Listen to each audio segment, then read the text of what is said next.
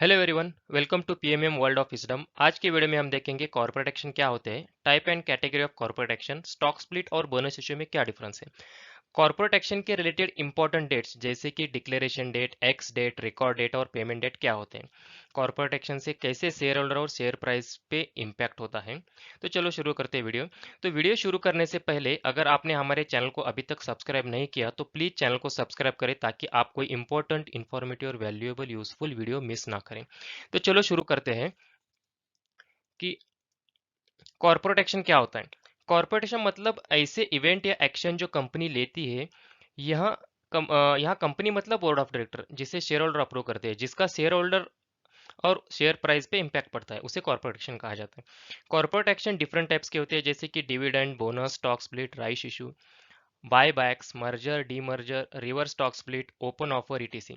और ये जो कॉर्पोरेट एक्शन के टाइप है वो तीन कैटेगरी में आते हैं।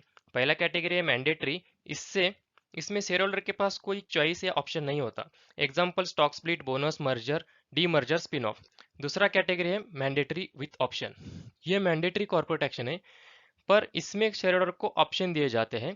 अगर कंपनी डिविडेंड डिक्लेयर करती है और इसमें दो ऑप्शन हो सकते हैं, स्टॉक डिविडेंड या फिर कैश डिविडेंड, इसमें से शेयर होल्डर कोई भी ऑप्शन चुन सकता है। तीसरा है voluntary.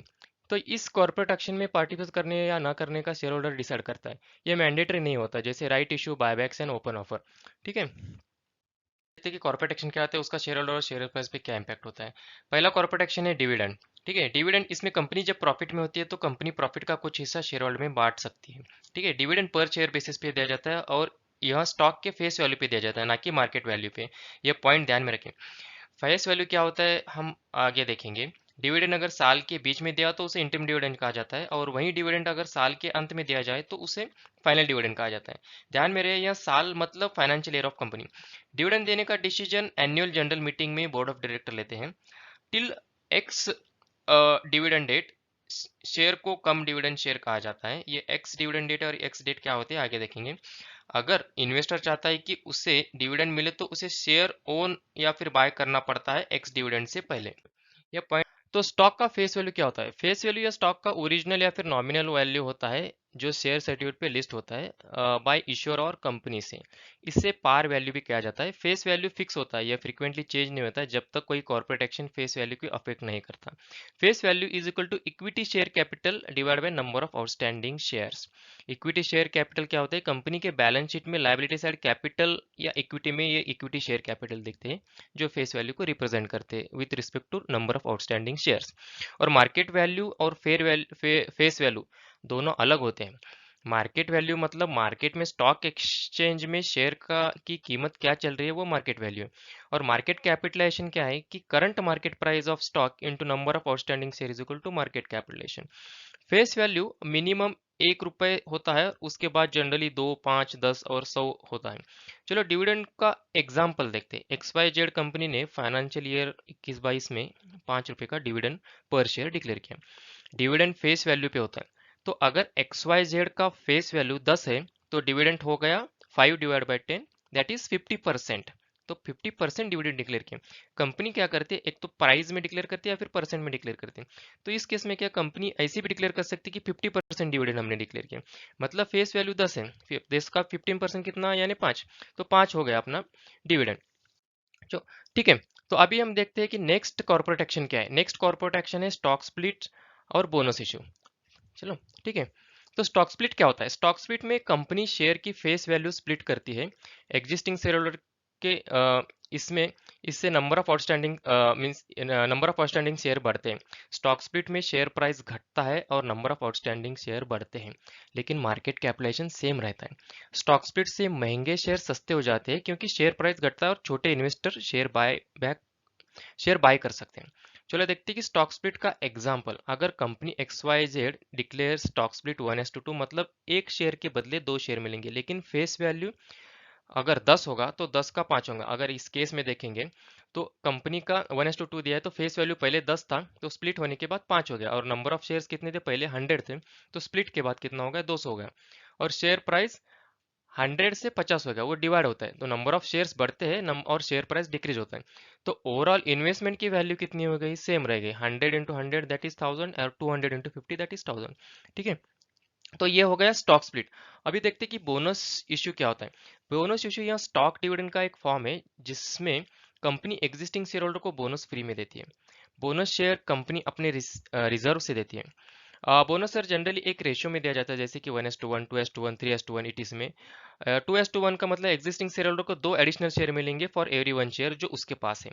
Important point two note here, bonus issue में फेस वैल्यू चेंज नहीं होता। यह मेजर डिफरेंस है बोनस और स्टॉक स्प्लिट में। बोनस इश्यू का चलो एक एग्जांपल देखते हैं। अगर कंपनी XYZ बोनस डिक्लेयर करती है 4:1 रेशियो में, तो शेयर होल्डर को एडिशनल 4 शेयर मिलेंगे एक शेयर के बदले। मतलब शेयर होल्डर के पास अगर 100 शेयर होंगे तो बोनस के बाद उसके पास होंगे 500 शेयर। और शेयर प्राइस अगर इनिशियली 500 होगा तो वो घटकर कितना हो जाएगा, 100 हो जाएगा। कैसे कि डिवाइड बाय 5, एक के बदले एक, एक के पास एडिशनली 4 मिल रहे तो टोटल 5 होंगे उसके पास। तो नंबर ऑफ शेयर 5 से बढ़ेंगे, 5 टाइम्स होंगे टोटल, और शेयर प्राइस 5 टाइम्स कम हो जाएगा। लेकिन टोटल मार्केट कैपिटलाइजेशन सेम रहेगा। जैसे शेयर प्राइस 100 और नंबर ऑफ शेयर्स इज 500, तो इसका 5000 हो गया। और initially before split bonus issue क्या है, नंबर ऑफ शेयर्स 100 है और शेयर प्राइस 500 है, तो उसका मार्केट कैपिटलाइजेशन सेम रहेगा। तो ठीक है, तो ये हो गया बोनस इशू। तो गोइंग नेक्स्ट, तो अगला कॉर्पोरेट एक्शन है अपना राइट इशू। ठीक है, राइट इश्यू के जरिए कंपनी फ्रेश कैपिटल रेज करती है एग्जिस्टिंग शेयर होल्डर से। इसमें एग्जिस्टिंग शेयर होल्डर के पास राइट होता है कि स्पेसिफाइड शेयर स्पेसिफाइड प्राइस पे बाय करे या नहीं। Generally right issue market price से कम प्राइस पे इशू किया जाता है। इसमें कंपनी रेशियो डिसाइड करती है, जैसे 1:4 रेशियो, मतलब हर 4 शेयर के लिए शेयर होल्डर को एक शेयर सब्सक्राइब कर सकता है। राइट इश्यू वॉलेंट्री है, मैंडेटरी नहीं है। ठीक है, तो अभी next corporate action is buyback. तो बायबैक ऑफ शेयर्स क्या होता है, इसमें कंपनी एग्जिस्टिंग शेयर होल्डर से शेयर बायबैक करती है। शेयर का एक प्राइस डिसाइड किया जाता है जिससे शेयर होल्डर से शेयर बायबैक किया जाता है। यह भी वॉलंटरी है, मैंडेटरी नहीं है। And going to next point that is reverse. तो अगर हम बायबैक देखते हैं तो कंपनी बायबैक क्यों करती है। कंपनी के प्रमोटर्स ओनर्स कंपनी में अपनी स्टेक इंक्रीज करने के लिए बायबैक करते हैं, या फिर टेक ओवर प्रिवेंट करने के लिए भी बायबैक किया जाता है। प्रमोटर्स और ओनर्स का कंपनी में कितना कॉन्फिडेंस है या बिजनेस में कितना कॉन्फिडेंस है ये दिखाने के लिए भी बायबैक किया जाता है। और गिरते शेयर प्राइस को सपोर्ट करने के लिए भी बायबैक किया जाता है। ठीक है, अब going to next corporate action that is reverse stock split. यह स्टॉक स्प्लिट का एकदम अपोजिट एक्शन है, जिसमें टोटल आउटस्टैंडिंग शेयर्स कम होते हैं, शेयर प्राइस बढ़ता है, फेस वैल्यू भी बढ़ता है। एग्जाम्पल 2:1, मतलब 2 शेयर के बदले 1 शेयर मिलेगा, लेकिन शेयर प्राइस और फेस वैल्यू इंक्रीज होगा, लेकिन मार्केट कैपिटलाइजेशन सेम रहेगा। ओके, तो it is opposite to stock split. And next is merger. Okay, merger and demerger. Merger में क्या होता है कि एक या अनेक कंपनीज मर्ज होते हैं एक एंटिटी के रूप में, और इसमें एग्जिस्टिंग शेयर होल्डर को नए एंटिटी के शेयर मिलते हैं एक डिसाइडेड प्रोपोर्शन में। और डीमर्जर क्या होता है, इसमें कंपनी अपना एक डिवीजन या फिर सब्सिडरी पेरेंट कंपनी से अलग करता है या फिर डीमर्ज करते हैं, उसे स्पिन ऑफ भी कहते हैं। मतलब अगर कंपनी तो एक अलग कंपनी या फिर एंटिटी फॉर्म किया जाता है। ठीक है, तो going to next corporate action that is our open offer. तो ओपन ऑफर क्या होता है, सपोज जब एक कंपनी दूसरी कंपनी को एक्वायर करती है, तो जिस कंपनी को एक्वायर किया जा रहा है उसके एग्जिस्टिंग शेयर होल्डर को ओपन ऑफर दिया जाता है पर्टिकुलर शेयर बाय करने के लिए, पर्टिकुलर शेयर प्राइस पे पर्टिकुलर टाइम पीरियड के लिए ये ओपन ऑफर ओपन रहता है। ठीक है, तो गोइंग टू नेक्स्ट पार्ट कि आप समझते कॉर्पोरेट एक्शन में क्या बहुत सारे डेट्स इंपॉर्टेंट होते हैं। तो वो डेट्स कौन से होते हैं और क्या होते हैं ये देखते हैं। तो declaration date, ex date, record date और पेमेंट डेट, ये 4 डेट बहुत इंपॉर्टेंट है। तो देखते हैं डिक्लेरेशन डेट क्या है। तो इस डेट पे board of director share holders और पूरे मार्केट को डिविडेंड या फिर जो भी कॉर्पोरेट एक्शन है वो अनाउंस करते हैं इस डेट पे, that is they declare the corporate action. X dividend क्या होता है, इस दिन से पहले दिन तक इन्वेस्टर ने अगर शेयर खरीदा तो ही उसको कॉर्पोरेट एक्शन का फायदा मिलेगा। मतलब डिक्लेरेशन डेट पे कंपनी ने डिविडेंड डिक्लेयर किया तो उसे डिविडेंड चाहिए तो एक्स डेट से एक दिन पहले तक शेयर खरीदना पड़ता है। और थर्ड डेट इज रिकॉर्डेड। इस दिन क्या है कि कंपनी अपने रिकॉर्ड में चेक करती है कि शेयर होल्डर्स कौन कौन है, मीन्स उनके बुक में देखते हैं कि शेयर होल्डर्स कौन कौन है जो इलिजिबल है कॉर्पोरेट एक्शन के फायदे के लिए।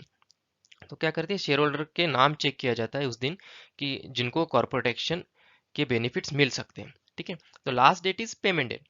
इस दिन कंपनी रिकॉर्ड पे जो भी शेयर होल्डर है उनको कॉर्पोरेट एक्शन का इंटीमेशन भी देती है, भेजती है, और पेमेंट भी किया जाता है। तो इस दिन डिविडेंड मिलेगा शेयर होल्डर को। इसके अलावा कुछ इस दिन इंटीमेशन और डिविडेंड इस दिन पेमेंट डेट के दिन दिया जाता है। ठीक है। तो इसके अलावा एक जनरल पॉइंट्स है जो अपने को पता होना चाहिए, जैसे कि कॉर्पोरेट एक्शन के बारे में कंपनी या फिर आरटीए जैसे register and transfer agent communicate करते हैं शेयर होल्डर को। ठीक है। तो किसी कंपनी में अगर शेयर होल्डर होगा तो कंपनी उसको डायरेक्टली इंटीमेट करती है कि क्या कॉर्पोरेट एक्शन होने वाले हैं। अगर अम, जो शेयर होल्डर नहीं है उनको कॉर्पोरेट एक्शन के बारे में पता चलना है तो बीएसए और एनएससी की वेबसाइट पे मिल सकता है। और ये आरटीए क्या होता है, register and transfer agent of company, ये एक एंटिटी होती है जो कंपनी के शेयर होल्डर की रिकॉर्ड रखती है। ठीक है। So this is all about the corporate actions and उसके इम्पैक्ट कैसे होता है शेयर होल्डर्स पे। तो आशा करते हैं कि आपको यह वीडियो समझ आया और पसंद आया। तो इस वीडियो को लाइक शेयर और सब्सक्राइब कीजिए और बेल आइकन को हिट कीजिए ताकि हम लेटेस्ट न्यू वीडियो अपलोड करते हैं तो उसका नोटिफिकेशन आपको आए। Thank you.